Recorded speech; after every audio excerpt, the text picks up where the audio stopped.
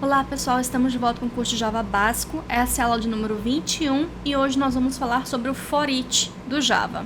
O for each no Java, a gente pode ler também em português, que é o para cada, ele é como se fosse um for melhorado. Nós vimos nas aulas de loop como é que era fazer um for, né? Nós vimos como que era fazer um while, um do while e um for. Nas aulas de arrays, né, de tanto de vetores quanto de matrizes, nós utilizamos muito os fors para poder fazer a iteração dos arrays. E agora nós vamos ver como é que a gente faz para poder utilizar o for melhorado. Esse for melhorado, ele é usado muito com arrays, então por isso que a gente deixou essa parte para depois que a gente já tivesse craque na utilização do arrays. Uma informação muito importante é que esse for each, ele foi adicionado no Java depois da versão 5. Aí você fala, mas Loiane, peraí, a gente está utilizando a versão 8, mas você está falando de coisa antiga, da versão 5. A versão 5 tem o quê? Tem uns 8 anos que foi lançada? Tem mais que isso? Tem quase 10 anos que foi lançada? Mas por que você está falando disso? Por que a gente precisa saber isso? Parece ou não, mas essa informação é bem importante porque, apesar de agora, essa aula eu estou gravando em abril de 2015, apesar do Java 9 já estar na nossa porta, né? A Oracle está quase lançando o Java 9, a versão atual do Java é a Java 8. O que acontece é que nem sempre as empresas irão utilizar a versão mais nova no Java, porque você comprar licença de servidor, para você poder fazer o deploy dos seus projetos, isso custa muito caro. E aí você tem que esperar, por exemplo, saiu o Java 9, eu vou ter que esperar o servidor que está sendo utilizado na empresa a utilizar o Java 9 também. E se for um servidor pago, né, isso tem custo envolvido para a empresa. Então é muito comum isso no mundo Java. Você ir trabalhar numa empresa, você vai pegar um projeto para dar manutenção e esse projeto ainda vai estar utilizando uma versão antiga do Java. Por isso que é legal você saber o que você pode ou não utilizar e quando é que foi que certo recurso foi adicionado na linguagem, como esse, por exemplo. Existem projetos Java, que nós chamamos, né, são os projetos legados, que eles têm 10, 15 anos de idade. Então pode ser que você vá para uma empresa, seja colocado para trabalhar num projeto que ainda está utilizando o Java 4. Né? Na época a gente falava Java 1.4 e não Java só a versão dele. Então, se você utilizar, por exemplo, o Java 4 na empresa, você não vai ter esse recurso para você utilizar a seu favor. Então, é só uma questão de curiosidade como é que funciona o Java no mundo real. É claro que se você for começar um projeto hoje e você tiver a oportunidade de utilizar a última versão do Java, isso é uma coisa maravilhosa. Mas é só para vocês saberem que nem sempre isso acontece. Sim, eu sei que eu falo bastante, vamos parar com a ladainha então, vamos direto para o assunto da aula. Até agora, quando nós íamos iterar vetores e íamos iterar arrays, note que daqui para frente eu sempre vou falar arrays. Eu vou meio que abandonar essa questão de vetores ou matrizes e vou dar preferência para falar arrays. Então, um array no Java, ele tanto pode ser um vetor, quanto pode ser uma matriz, pode ser um array multidimensional de 4 dimensões, como a gente fez nos exercícios, enfim, é um array. Então, na hora de iterar array no Java, nós sempre utilizamos um for. Então, vai lá um for int i menor que o nome do vetor, o nome do array, ponto length, itera a variável contadora, no caso que é i, e na hora da gente fazer, na hora da gente acessar aquela informação, a gente passa o index, né, o índice da posição do array onde nós queremos pegar a informação. Até agora não tem nenhuma novidade. Como é que é esse for each, que é o para cada?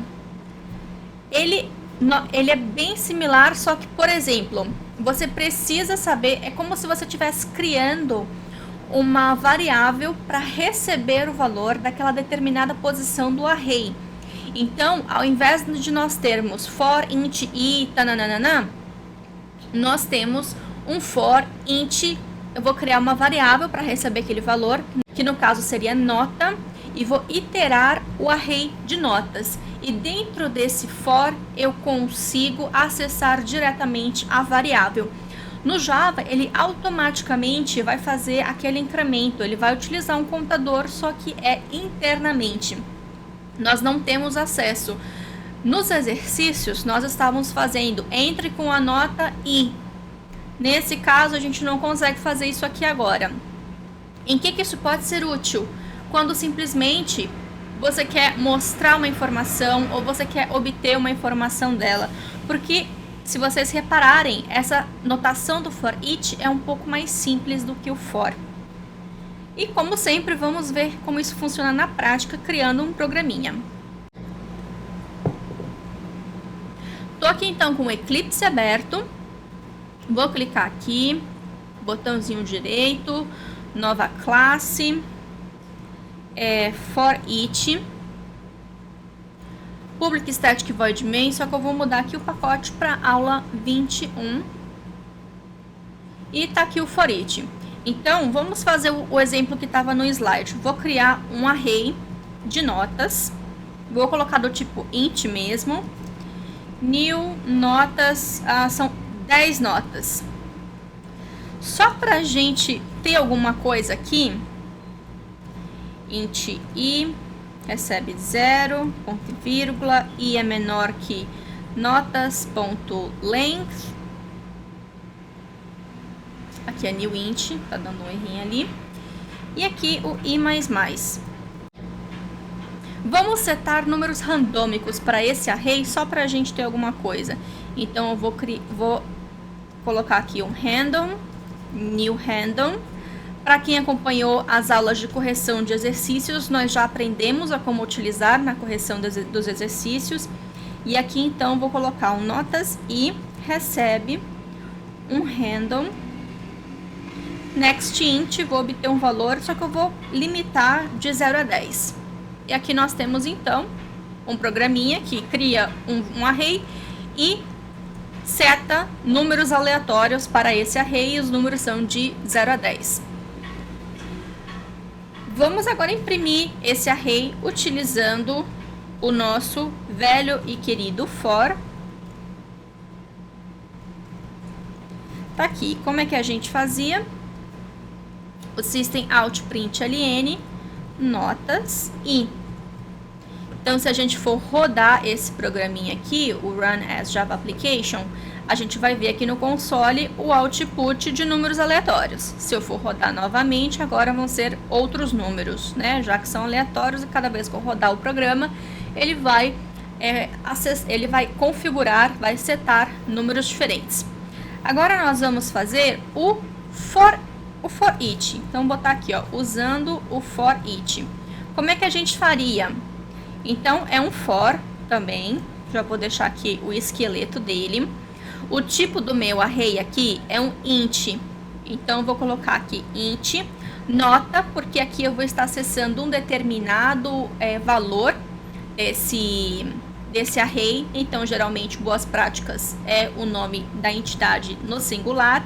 E o nome do array, como sempre, é de preferência o plural da entidade para indicar que é um array. Boas práticas do Java. E aqui, então, eu vou fazer um system out, colocando aqui o notas. Note que aqui eu já tenho acesso diretamente. O que seria notas não, né? O nota. O que seria fazer isso daqui? Eu vou voltar aqui e vou declarar a nota. E vou colocar esse notas i aqui. E nota. Então, internamente no Java, pra gente é uma sintaxe simplificada. Mas internamente no Java, o que ele está fazendo é isso daqui. Só que nós só temos acesso a essa variável aqui. Nós não temos mais acesso ao contador, a variável que faz a iteração do array. Então, nós podemos executar o programa e vai ser exatamente a mesma coisa aqui, só que aqui é utilizando o for each. Loiane, qual que é o melhor para utilizar? Depende da sua preferência, do seu gosto pessoal. Hoje, quando eu estou trabalhando no Java, tem dia que eu prefiro utilizar esse for, tem dia que eu prefiro utilizar esse for. Então, no projeto, vocês vão encontrar, se vocês forem olhar o meu código-fonte no projeto que eu trabalho hoje, tem dia que tem pedaço de código que vai ter esse for e tem pedaço de código que vai ter esse for. Então, eu acordo naquele dia, ai que legal, hoje eu vou usar o for each. então eu utilizo for each. Se não, eu utilizo esse for aqui. Só uma questão que aqui é muito importante para falar para vocês, é que na hora de atribuir valores, igual nos exercícios que nós estávamos fazendo, vamos pegar aqui um exercício qualquer, exercício 14. Tá vendo que a gente está fazendo um for, aí nós entramos com qualquer valor aqui, né, com qualquer output, e nós estamos lendo esse dado do teclado. Se vocês forem utilizar o for each para poder fazer leitura de teclado, ela não funciona. Mas isso tem a ver com uma outra teoria do Java, que é a questão dos tipos inteiros serem valores. Aqui nós estamos apenas pegando o valor. Se fôssemos trabalhar com um objeto aqui nesse for each, a gente conseguiria setar valores para ele. Mas com o for each utilizando tipos primitivos, que seria o int, double, byte, boolean, char, a gente não consegue fazer isso porque é um conceito de referência e valor do Java, que nós vamos conversar mais sobre isso nas aulas de orientação a objetos. Então, por enquanto, se vocês quiserem refazer alguns exercícios da aula 19 ou da aula 20, na hora de setar os valores, se vocês forem utilizar um for para isso, tem que ser esse for com contador. Na hora de fazer o output, pode utilizar esse for each sem problema algum. Então, com o conhecimento que nós temos até agora do Java, setar valores com for é o for normal, fazer output de valores pode ser o for each sem problemas. E se a gente fosse fazer aqui o output de uma matriz, como que seria o output de uma matriz? Só para a gente, o segundo exemplo, né, dessa aula, só para a gente fechar. Suponha que a gente tem aqui notas alunos. Deixa eu até vir aqui na aula e vou copiar o exemplo que estava aqui. Tá vendo esse nota alunos? Vou copiar. O nota alunos 3 e 4 já tá aqui. Se eu quiser fazer output desses valores com for each, como é que a gente faz isso aqui? É um for, só que nesse for nós vamos fazer a iteração do notas alunos. Então a gente sabe que antes, né, depois do 2 pontos é notas alunos. Antes desse nós podemos chamar aqui de notas aluno, porque nesse caso a gente escolheu para cada linha ser um aluno e cada coluna ser uma nota. Qual que seria o tipo? Aqui nós vamos iterar o array. Isso aqui, como eu tenho falado nas aulas de matrizes, isso aqui é um array de arrays. Então aqui o que seria? É um double. Então aqui nós estamos acessando o array de notas de cada aluno. Então aqui, olha, a gente pode fazer um system out assim. Aqui ainda a gente vai ter que iterar, então a gente pode colocar aqui um outro for ainda, um for each dentro de for each. Então aqui double nota de notas aluno, que nós estamos referenciando agora essa variável aqui. Então a gente faz um system out print só com a nota, e aqui eu vou colocar mais um espaço. E aqui a gente faz um outro system out print ln, que para cada aluno a gente dá uma quebra de linha, né? A gente muda de linha. Só para colocar aqui, olha. Exemplo com arrays multidimensionais. Só para ficar melhor. Então aqui, se a gente fosse rodar aqui agora, aqui nós podemos fazer um for each dentro de um outro for each, que seria basicamente a mesma coisa que a gente faz aqui. É por isso que eu sempre fiquei apertando na tecla com vocês. Matrizes são vetores de vetores, né? São arrays de arrays. Então, só para vocês fixarem bem esse conceito, que a gente vai utilizar isso muito nas aulas de orientação a objetos. Vai facilitar bastante para a gente poder aprender. Bem, pessoal, é isso. Como sempre, o código-fonte está disponível no GitHub. O link do curso com todas as aulas publicadas está na tela. Vou deixar também na descrição do vídeo. Para quem quiser entrar em contato. E é isso, pessoal. Espero que vocês tenham gostado de mais uma aula. Vou ficar esperando pelo feedback de vocês. E se vocês gostaram dessa aula, por favor, deixe um joinha no vídeo para poder ajudar na divulgação. Até a próxima!